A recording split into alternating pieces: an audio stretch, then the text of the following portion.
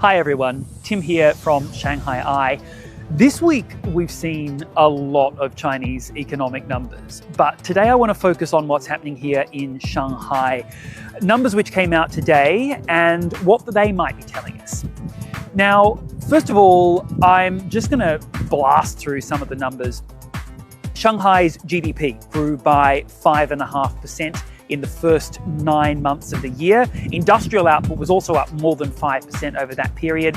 And fixed asset investment, which is money that goes into infrastructure, whether that's public or private, grew by 6%. Getting a little bit more granular, the city's tech sector grew by 15.5% and the financial sector by 9.8%. All those numbers sound solid.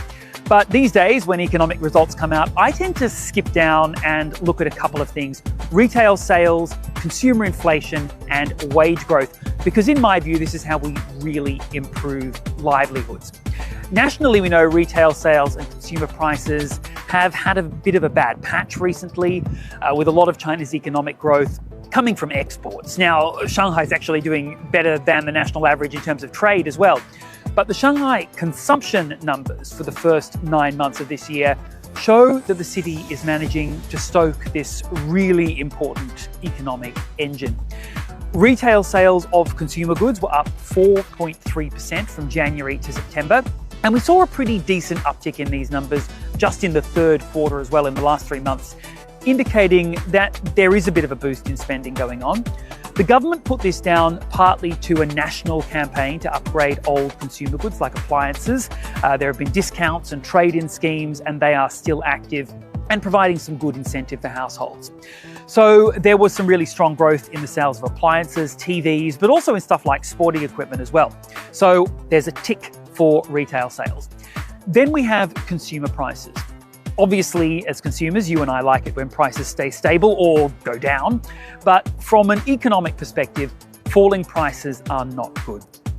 Shanghai's consumer prices were practically unchanged in the first 9 months of the year compared to the same time last year, down just 0.1%. If you strip out food and energy prices, so that's all the stuff that we really need to survive on a basic level, then the number was up a bit, 0.6%. Producer prices are a different story again. They've been falling nationally for quite a long time, and this probably deserves a video all of its own, but they were a bit of a low light in the latest data. They slipped 2.6%. But from my perspective, there's one really vital statistic that I'm sure is close to your heart as well as it is to mine. One thing that's really going to underpin China's shift towards a more consumption-driven economy, and that's wage growth.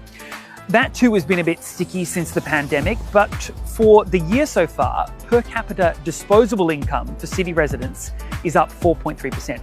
Now, this isn't exactly the same as wage growth, but it does take wage growth into account. And growth in disposable incomes does suggest rising wages. And I've let this one to last because I think that it's hugely important as a factor in reviving and securing the Chinese economy with a solid foundation from domestic demand. Without wage growth, we can't get consumer spending supported, we can't support healthy inflation or industry profits or even job creation. I hope that's been a helpful breakdown for you of where the city's economy is at. If you've got any questions, please get in touch or let us know in the comments. I'll catch you next time. Bye-bye.